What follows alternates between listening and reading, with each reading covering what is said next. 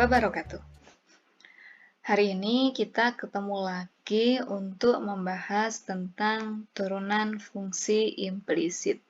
Seperti yang sudah sedikit kita singgung di video sebelumnya, hari ini langsung saja kita ke contoh.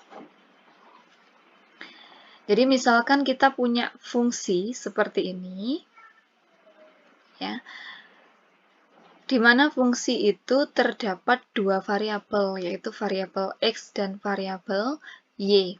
Maka cara menyelesaikan turunan fungsi ini ada dua cara. Ya. Yang pertama kita bisa menggunakan aturan-aturan di fungsi implisit atau mengubah fungsi ini ke dalam fungsi eksplisit. Ya.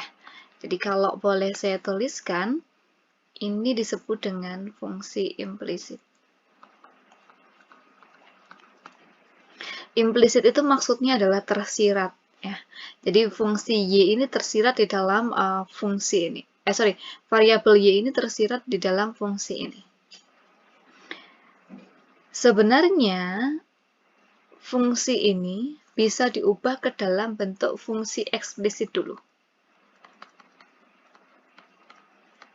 Kalau eksplisit ini apa? Eksplisit ini adalah fungsi yang sudah jelas. Artinya di sana terdapat satu variabel yang diturunkan terhadap variabel itu sendiri. Gitu. Ya, misalkan kalau ini, ya, soal ini kita ubah ke dalam fungsi eksplisit, maka caranya seperti ini. Kita pisahkan antara bagian y dan bagian x-nya. Jadi y-nya ini kita keluarkan sehingga tinggal 4x kuadrat min 3. Sini sama dengan x pangkat 3 min 1. Sehingga menjadi y sama dengan x pangkat 3 min 1 per 4x kuadrat min 3. Inilah yang disebut dengan fungsi eksplisit. Fungsi implisit yang diubah ke dalam fungsi eksplisit, ini turunannya bisa langsung dicari. Dengan menggunakan cara apa? Dengan menggunakan cara pembagian. Gitu.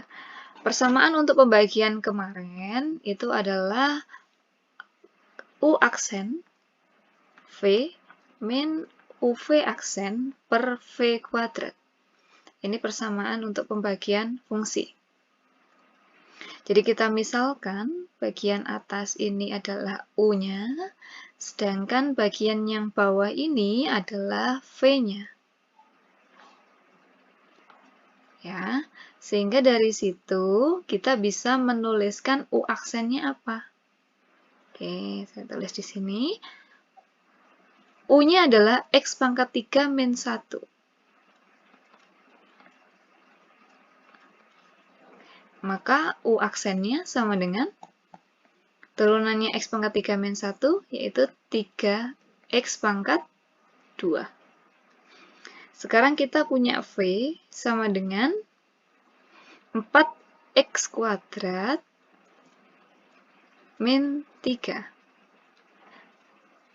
Maka turunannya V adalah 2 dikali 4, 8. X pangkat 2 dikurangi 1, 1.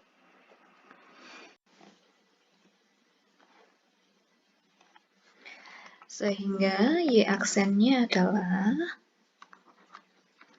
tinggal kita masukkan persamaan ini, U aksen V.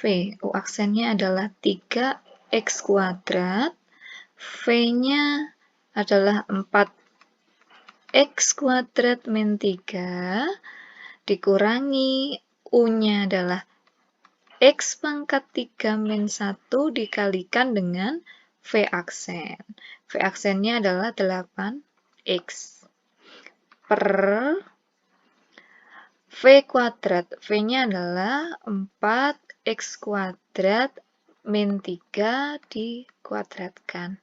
Sehingga di sini sama dengan 3X kuadrat dikalikan dengan 4 X kuadrat ini sama dengan 3 kali 4, 12.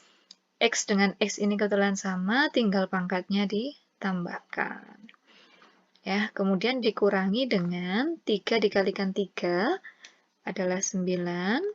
X pangkat 2 dikurangi X pangkat 3 dikalikan dengan 8X.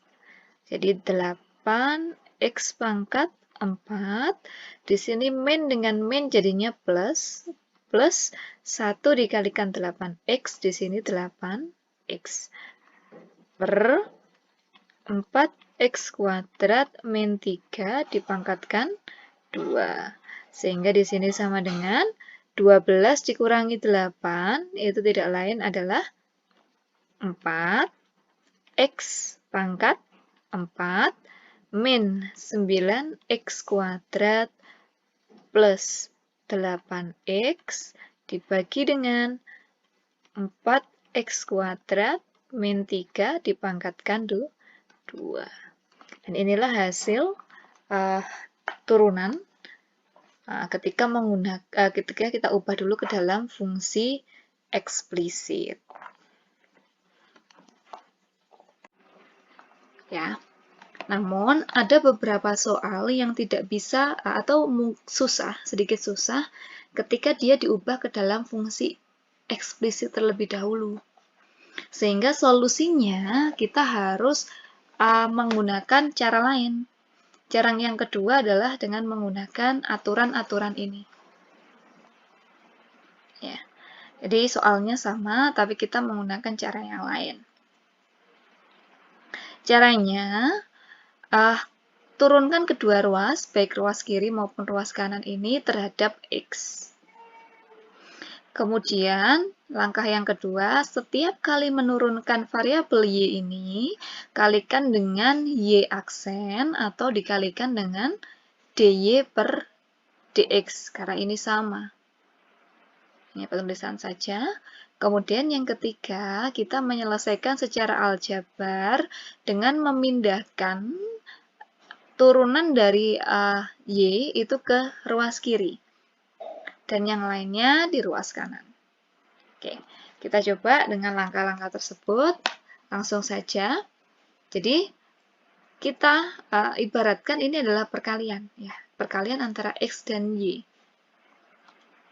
Sehingga kalau itu perkalian X dan Y, saya bilang di sini kita ibaratkan ini U-nya, ini adalah V-nya. Ya, U ini satu kesatuan dengan 4, maka kita tulis dulu U-nya adalah 4X kuadrat, V-nya adalah Y. Ya, maka turunan dari U atau U aksen ini sama dengan 2 kali 4, 8X. Oke, kemudian turunan dari V atau turunan dari Y ini adalah, ya, Y ini kalau turunkan terhadap Y pasti hasilnya 1. Ya, tapi ingat aturan yang kedua, setiap kali kita menurunkan Y, maka harus dikalikan dengan Y aksen atau DY per DX. Sehingga ini 1, saya kalikan dengan Y aksen. Hasilnya adalah Y aksen. Ya, dari sini kita bisa langsung menjabarkan turunannya dengan menggunakan rumus perkalian. Saya tulis sekali lagi, rumusnya adalah U aksen V plus UV aksen. Ya. Jadi langsung aja saya tulis di bawahnya, U aksen dari ini adalah 8X, dikalikan dengan V-nya adalah Y, oke, ditambah dengan U tanpa diturunkan. U tanpa diturunkan adalah 4X kuadrat, dikalikan dengan V aksen. V aksennya adalah Y aksen. Kemudian, kalau bagian yang pertama ini sudah, kita lanjut ke sini. Di sini min 3Y. Ya, turunannya berapa? 3. kalikan dengan turunannya Y itu sendiri adalah 1 kan ya. Kemudian dikalikan dengan Y aksen. Ingat aturan yang kedua, setiap kali kita menurunkan Y harus dikalikan dengan Y aksen. Oke, kalau sudah di sebelah kanan ini juga kita turunkan. Turunannya dari X pangkat 3 adalah 3X pangkat 2. Ya. Setelah ini diturunkan, ya, setelah selesai diturunkan seperti ini, kita lanjut ke langkah yang ketiga. Diselesaikan dengan aljabar biasa. Maka yang mengandung Y aksen ditaruh di sebelah kiri. Y aksen dikalikan dengan 4X kuadrat dikurangi dengan 3. Ya. Yang tidak mengandung Y aksen kita ubah ke kanan. Jadi 3X kuadrat dikurangi dengan 8XY per 4X kuadrat min 3. Atau sebelum kita tulis seperti ini, biar teman-teman nggak bingung ya, ini saya hapus dulu. Nah, baru saya tulis di bawahnya, Y aksennya sama dengan 3X kuadrat min 8XY per 4X kuadrat min 3. Kita cek dulu dengan jawaban yang tadi. Jawaban yang tadi adalah 4X pangkat 4 min 9X kuadrat plus 8X per 4X kuadrat min 3 dipangkatkan 2. Mungkin teman-teman bertanya, loh, kok ini jawabannya nggak sama dengan jawaban sebelumnya? Ya, karena di jawaban sebelumnya di sini tidak mengandung variabel Y sama sekali. Sedangkan di sini ya, di sini ini mengandung variabel Y. Maka jika kita ingin membuktikan bahwa jawaban ini sama atau tidak, kita bisa mengubah atau mengganti variabel Y ini dengan cara substitusi. Jadi seperti ini. Nah, seperti ini. Ini kita tuliskan lagi, Y aksen sama dengan 3X kuadrat min 8XY per 4X kuadrat min 3. Karena ini mengandung Y, Y-nya ini langsung saya ubah seperti ketika kita mengubah ke dalam bentuk eksplisit tadi. Jadi Y-nya di sana sama dengan X pangkat 3 min 1 per 4X kuadrat min 3. Jadi ini langsung saya ubah.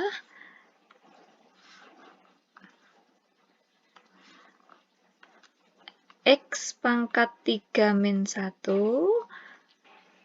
per 4X kuadrat min 3. Gini. Atau boleh juga kita tuliskan ke dalam bentuk seperti ini. 3X kuadrat per 4X kuadrat min 3 dikurangi 8X dikalikan dengan X pangkat 3 min 1 per 4X kuadrat min 3 dipangkatkan 2. Kenapa kok dipangkatkan 2? Karena kita bisa lihat di sini per 4X kuadrat min 3. Di sini juga per 4X kuadrat min 3. Sehingga kalau ini dibalik, kan jadinya 1 per sekian. Nah, ini sama dengan 4X kuadrat min 3. Oke. Kalau sudah, kita bisa operasionalkan, namun kita lihat dulu, karena ini pengurangan, maka kita harus menyamakan penyebutnya. Ya, agar penyebut ini sama, ya kebetulan ini yang satu mengandung kuadrat, yang satunya tidak, maka kita samakan aja. 4X kuadrat min 3 dikuadratkan. Dibagi dengan ini, 4X kuadrat min 3. Sehingga hasilnya kan 4X kuadrat min 3, gitu ya. Nah, kemudian ini ada 3x kuadrat, tetap saya tuliskan di sini, sehingga ini dikalikan dengan ini, dikurangi dengan 8x dikalikan dengan x pangkat 3 min 1. Kalau sudah seperti ini, penyebutnya sudah sama. Kita bisa mengoperasionalkan 3x kuadrat dikalikan 4x kuadrat, ini 12x pangkat 4, dikurangi 3x kuadrat, kalikan 3, 9x kuadrat. Min 8x dikalikan x pangkat 3, min 8x pangkat 4. Min dengan min jadi plus, 8x dikali 1, 8x. Di sini biarkan tetap, 4x kuadrat min 3 dikuadratkan. Jadi 12 ini mengandung pangkat 4, ini juga pangkat 4, sehingga boleh saya tulis 12x pangkat 4 dikurangi 8x pangkat 4, tidak lain adalah 4x pangkat 4. Min 9x kuadrat, oke, plus 8x, oke, per 4x kuadrat min 3 dikuadratkan.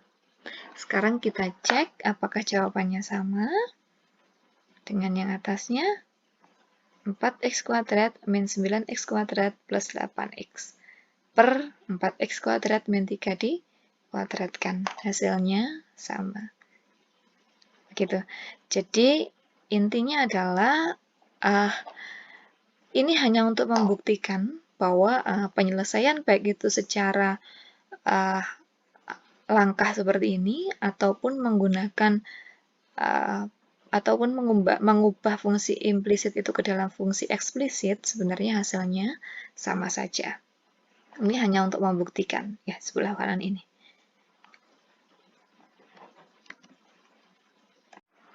Turunan fungsi parameter.